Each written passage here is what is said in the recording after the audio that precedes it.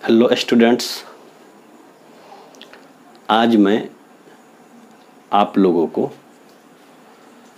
Solid state का lecture number 10 पढ़ाने जा रहा हूँ। ठीक है, टॉपिक का नाम है ठोसों में दोष या अपूर्णताएं, या इसको बोल सकते हैं आप क्रिस्टल दोष। ठोसों में अपूर्णताएं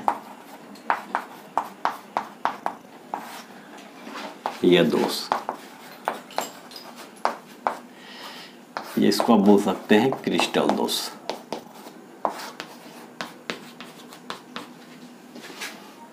इंग्लिश में बोल सकते हैं इम्परफेक्शंस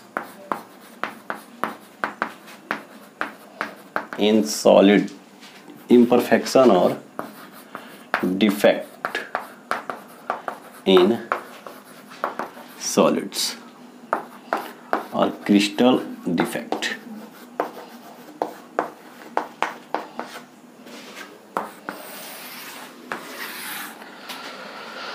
सुनिएगा ध्यान से, बहुत इंपॉर्टेंट।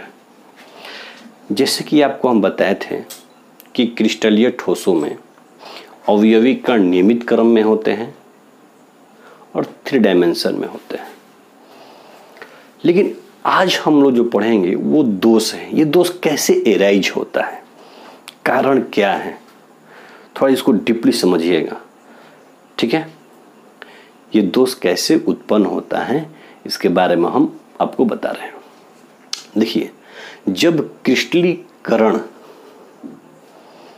की प्रक्रिया बहुत तेज होती है या मध्यम वर्ग में होती है, तो परमाणुओं को इतना समय नहीं मिल पाता है कि वो एक सिस्टमैटिक ढंग से अरेंज हो।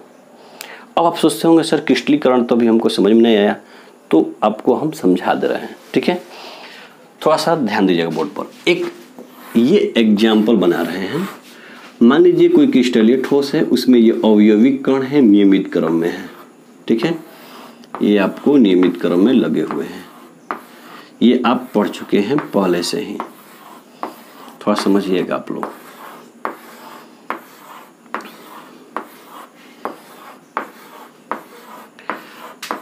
कभी आप 9th 10th में क्रिस्टलीकरण पढ़े होंगे, नहीं पढ़े होंगे तो हम आपको बताते हैं। ये शुद्धिकरण करने की एक विधि है। ठीक है, किसी ठोस जो अशुद्ध ठोस यौगिक है उसको शुद्धिकरण के लिए क्रिस्टलीकरण प्रयोग किया जाता है। तो एक बात बता दें, इसमें किया क्या जाता है, एक छोटा सा उसका भाग बता रहे हैं आपको। सबसे पहले एक पात्र में जिस ठोस पदार्थ को शुद्ध करना होता है उसका हॉट सैचुरेटेड सॉल्यूशन लेते हैं। ठीक है, गर्म संतृप्त विलयन लेते हैं। तो ये मान लीजिए आपका उस पदार्थ का विलयन है। ये जो गोल गोल दिखा रहे हैं, सोचिएगा कि ये आपका विलय है, ये सैचुरेटेड सॉल्यूशन है, संतृप्त विलयन है।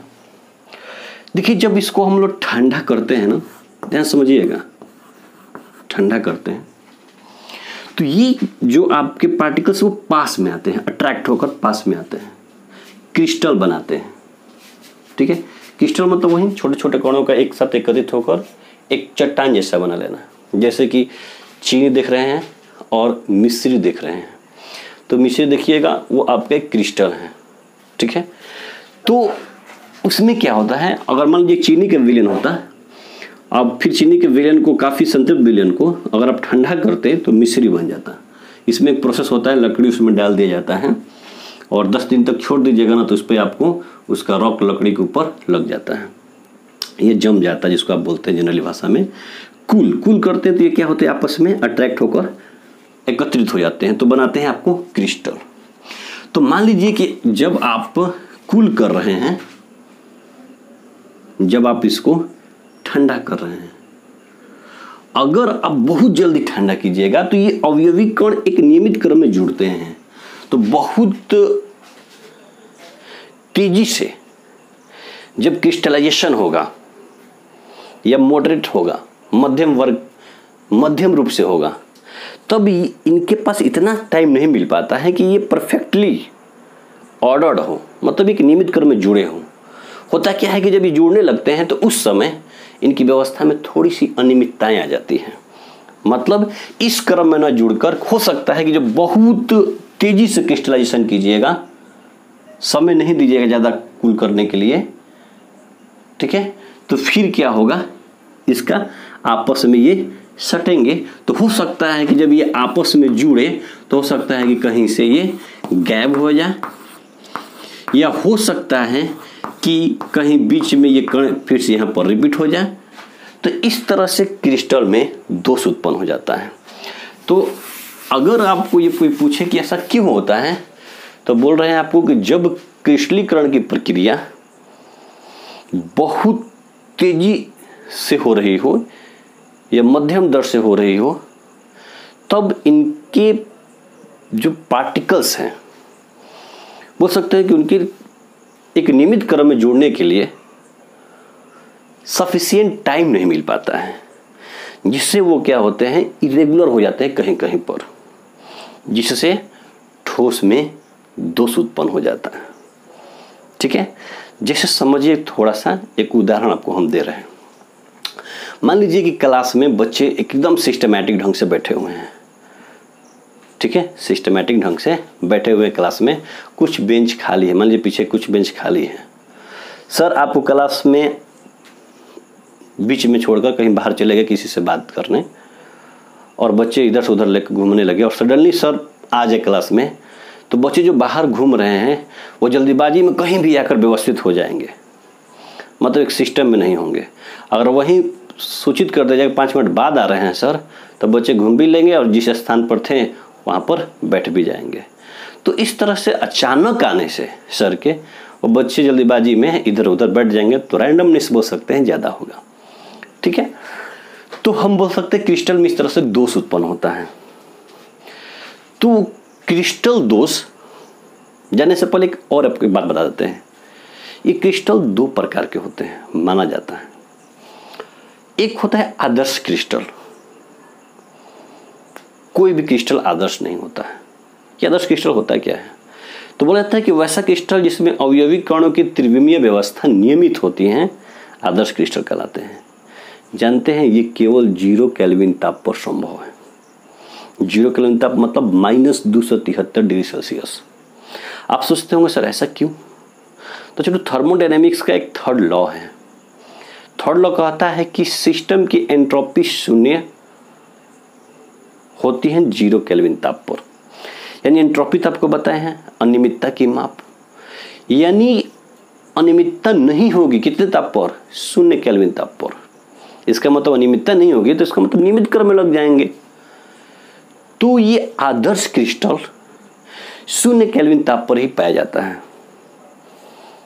-273 डिग्री सेल्सियस ताप पर ही पाया जाता है।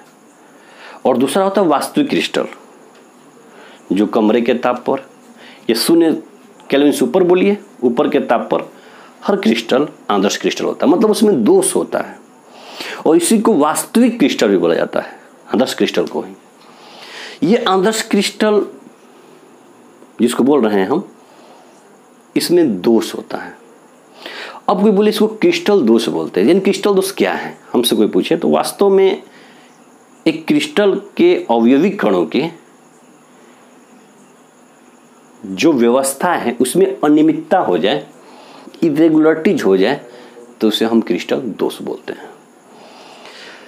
देखिए, क्रिस्टल दोष 3 प्रकार का होता है। ठीक है, इसको मिटा देते हैं। क्रिस्टल दोष सुनिएगा ध्यान से।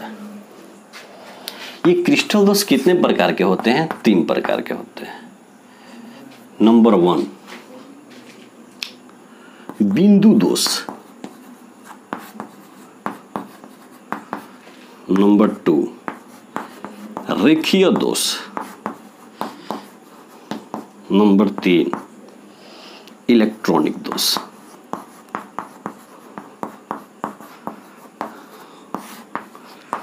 ये सब आपको एक एक करके पढ़ाएंगे। लेकिन एक बात समझ लीजिएगा, बिंदु दोष क्या होता है, रेखीय दोष क्या होता है, इलेक्ट्रॉनिक दोष क्या होता है। इलेक्ट्रॉनिक दोष तो आपको हम बताएंगे, और इसको बताने के बाद यहीं से हम आपको सेमीकंडक्टर पढ़ाएंगे। N type, P type semiconductors यहाँ हम आपको बताएंगे। लेकिन पहले बिंदु दोष जानिए क्या होता है।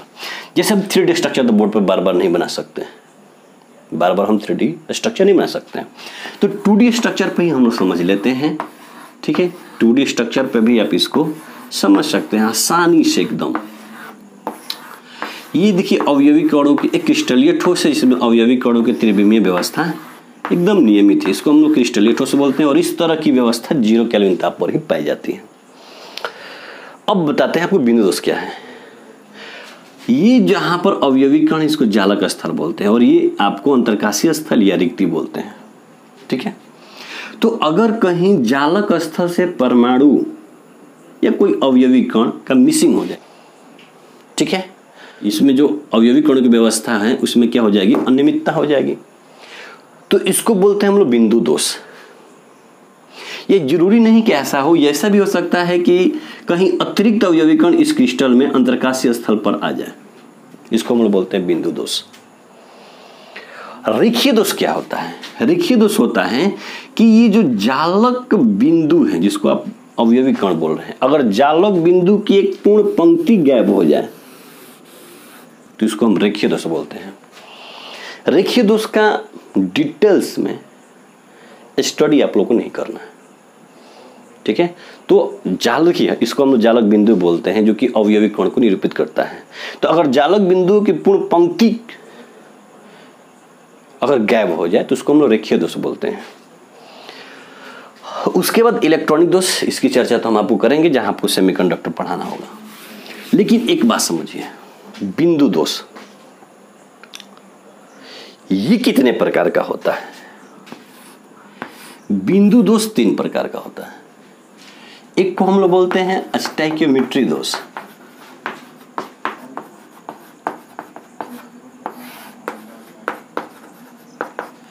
दूसरा को हम लोग बोलते हैं नॉन स्टैक्योमेट्री दोष,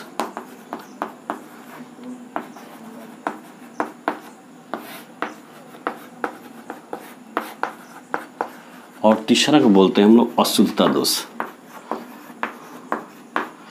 इसका संबंध, अशुद्धता दोष का संबंध सीधे आपको इलेक्ट्रॉनिक दोष से है। इसको पढ़कर सीधा जब हम लोग यहाँ पर आएंगे, क्योंकि इसको तो हम बता दिए आपको, इसको क्या बोलते हैं, अशुद्धता दोष को पढ़ाने के बाद अगर हम यहाँ पर आएंगे तो आपको बहुत जल्दी समझ में आ जाएगा अशुद्धता दोष भी और इलेक्ट्रॉनिक दोष भी। तो सबसे पहले समझते हैं कि स्टैक्योमेट्री दोष क्या है। ठीक है, स्टैक्योमेट्री दोष किसे कहते हैं, सुनिएगा ध्यान से स्टैक्योमेट्री दोष के बारे में।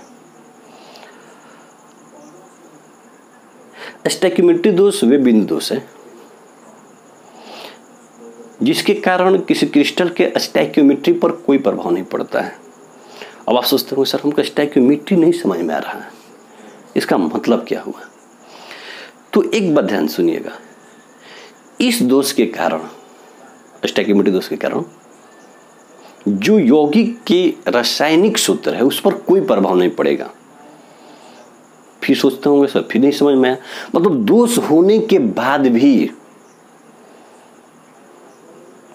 दोष होने के बाद भी यौगिक का सूत्र अपरिवर्तित रहेगा। मतलब कि जो क्रिस्टल में धनायन एवं ऋणायन का अनुपात होगा वो रासायनिक सूत्र के अनुरूप होगा। क्योंकि जब भी हम इसमें आपको आगे बताएंगे तो देखिएगा थोड़ा सा आपको हम याद दिला देंगे। ठीक है, तो देखिएगा सूत्र पर कोई प्रभाव नहीं पड़ेगा। तो सबसे पहले ये बताते हैं आपको स्टैक्योमेट्री दोष। तो बेसिकली आधारभूत रूप से स्टैक्योमेट्री दोष 2 प्रकार का होता है। एक को हम लोग रिक्तिका दोष बोलते हैं और दूसरे को हम लोग अंतरकाशी दोष बोलते हैं। तो आइए आपको हम पहले बताते हैं रिक्तिका दोष और उसके बाद बताते हैं अंतरकाशी दोष।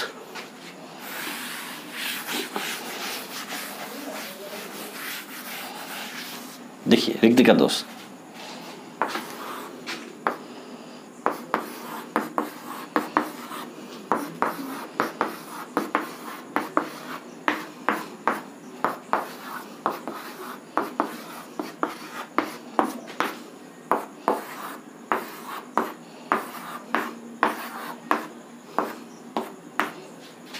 देखिए ये जालक स्थल है, ये जालक स्थल है, यहाँ अवयवी कण होगा।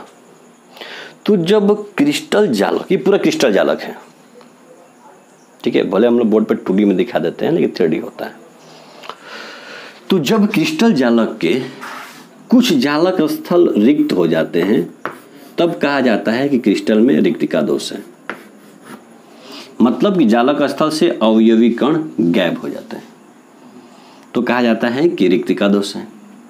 अब बताइए इस दोष के कारण ठोस या क्रिस्टल का घनत्व घट जाएगा, बढ़ जाएगा या अपरिवर्तित रहेगा? तो बताइए चूंकि हर एक ठोस में अवयवी कण की व्यवस्था जब 3D में होती है तो उसका आयतन होगा, इसका मतलब इसका एक निश्चित आयतन होगा, और हर यहाँ पर एक जो अवयवी कण होगा उसका द्रव्यमान होगा कुछ ना कुछ। तो अगर यहाँ से अवयवी कण गायब हो जाएगा, इसका मतलब कि यहाँ से भी गायब हो जाएगा, कहीं अन्य जालक स्थल से भी गायब हो जाएगा, तो फिर पूरा क्रिस्टल में से कुछ द्रव्यमान क्या हो जाएगा? कम हो जाएगा। और जब द्रव्यमान कम होगा तो घनत्व भी कम हो जाएगा। वो कैसे?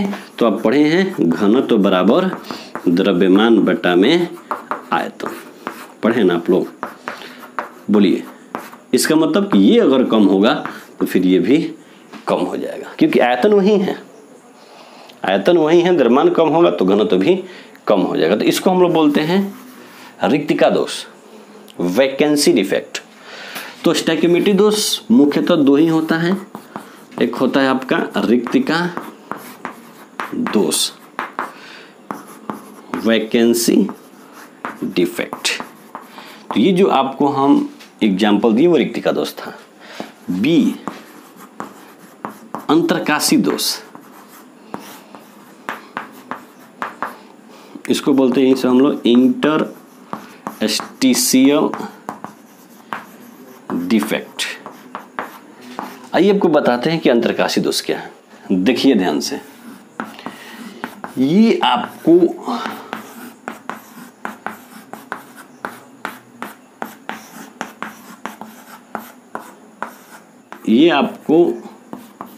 जालक स्थल कहलाता है और ये आपको अंतरकाशीय स्थल कहलाता है, ठीक है।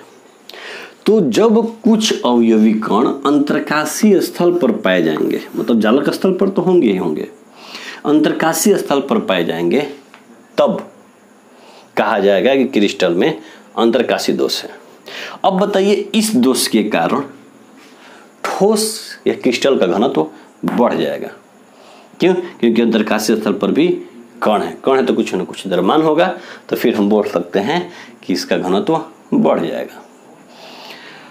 देखिए, इसके अलावा ये दोनों दोष अनआयनिक ठोसों में पाए जाते हैं, नॉन आयनिक सॉलिड्स में पाए जाते हैं। आयनिक सॉलिड्स में इसके अलावा दो अन्य दोष पाए जाते हैं, जिसमें से एक को फ्रेंकेल दोष कहा जाता है और दूसरे को शॉटकी दोष कहा जाता है।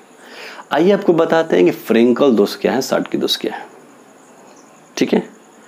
दोनों के बारे में हम आपको बता देते हैं, फ्रेंकेल दोष और शॉटकी दोष।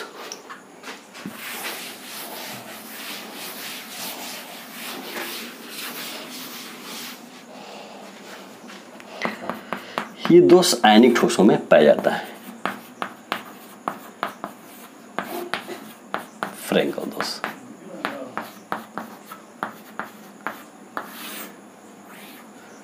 फ्रेंकेल डिफेक्ट, ठीक है। आइए फ्रेंकेल डिफेक्ट के बारे में आपको हम बता दे रहे हैं। देखिए,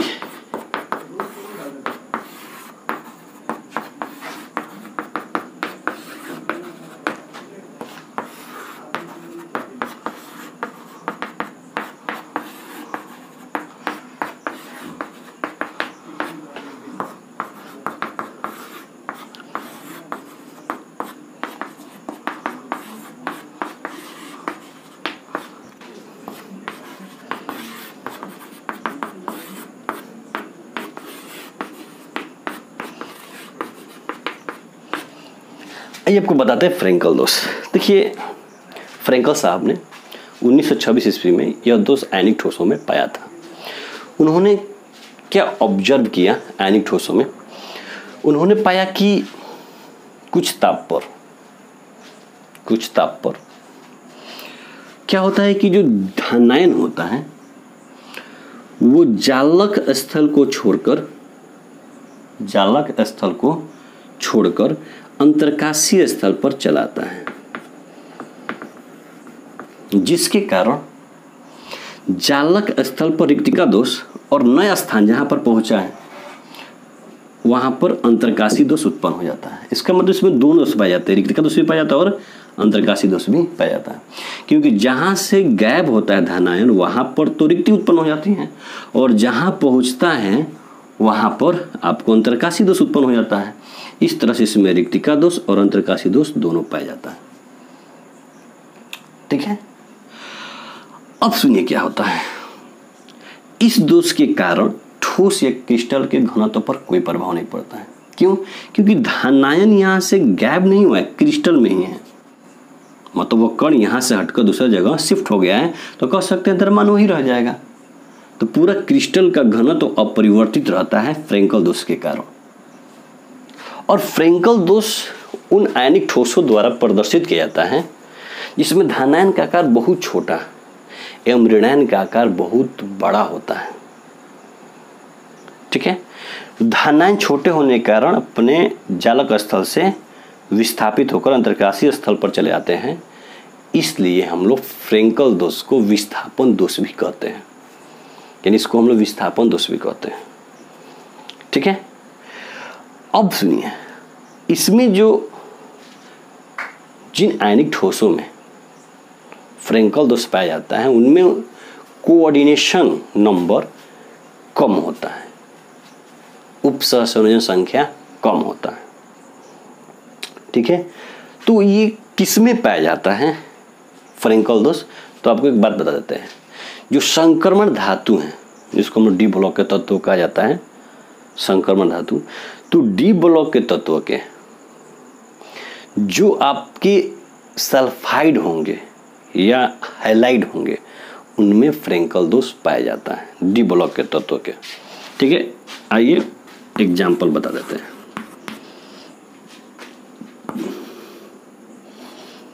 ZnS,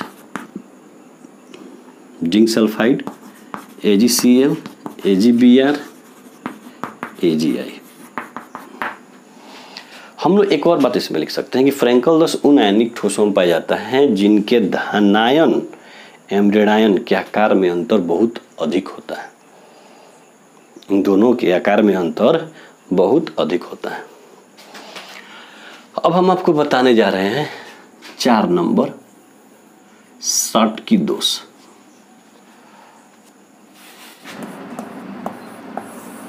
शाटकी दोष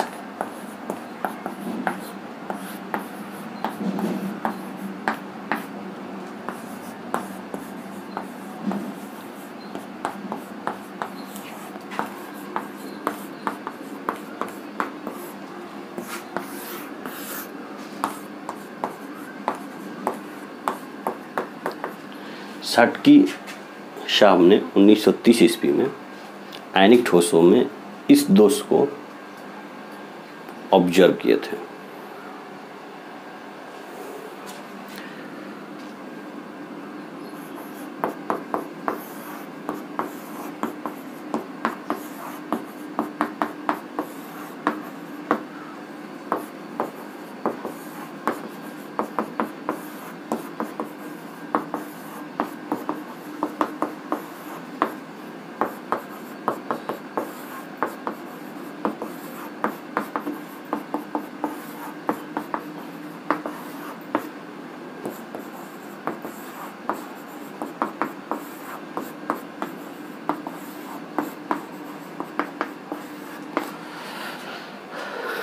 सुने ध्यान से, शाटकी दोष भी आयनिक ठोसों में पाया जाता है।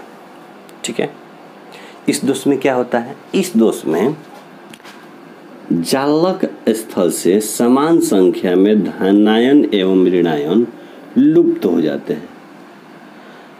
ये जरूरी नहीं है कि एक धनायन हटाए हैं तो एक ही ऋणायन हटाइएगा, 2 धनायन हटाइएगा तो 2 ऋणायन हटा दीजिएगा। तो जैसे यहाँ से अगर हम ऋणायन हटा दिए तो चलिए यहाँ से हम धनायन हटा दिए, ठीक है। तो इसमें क्या होता है, इस दोष में समान संख्या में जालक स्थल से धनायन एवं ऋणायन गायब या विलुप्त हो जाते हैं। देखिए ध्यान सुनिएगा, यह मुख्यतः रिक्तिका दोष है। देखिए ध्यान से, यहाँ कहीं भी अंतरकाशीय स्तर पर कुछ आया है नहीं ना, तो यह क्या है, रिक्तिका दोष है।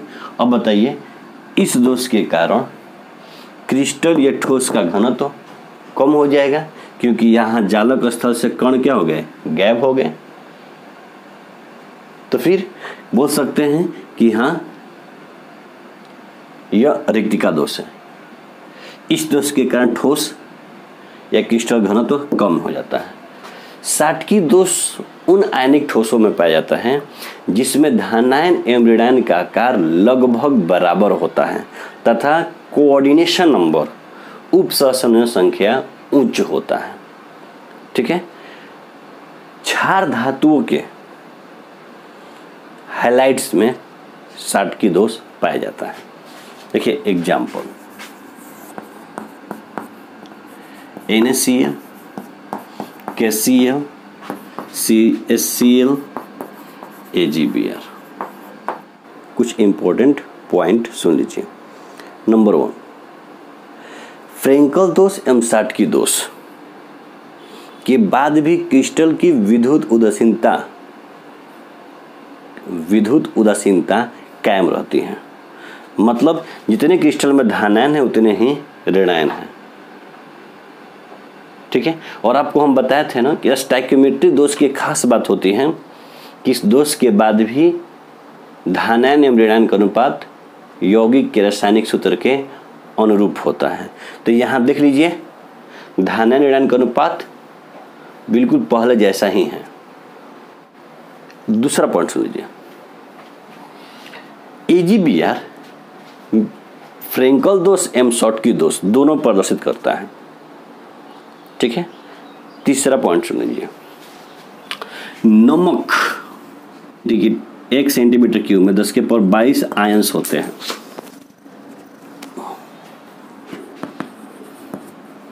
जिसमें 10 के पावर 6 साटकी पेयर्स होता है, साटकी पेयर्स होता है। तो बोल सकते हैं ये 22 10 के पावर 6, इसके मतलब कि 10 के पावर 16 आयंस पर एक साटकी पेयर है। इसका मतलब ये नहीं हुआ। तो इस तरह से 1 सेंटीमीटर क्यूब में इतने आयंस होते हैं और इसमें इतना साटकी पेयर्स होता है, इसलिए बोल सकते हैं 10 के पावर 6 आयंस में एक साटकी पेयर्स होता है।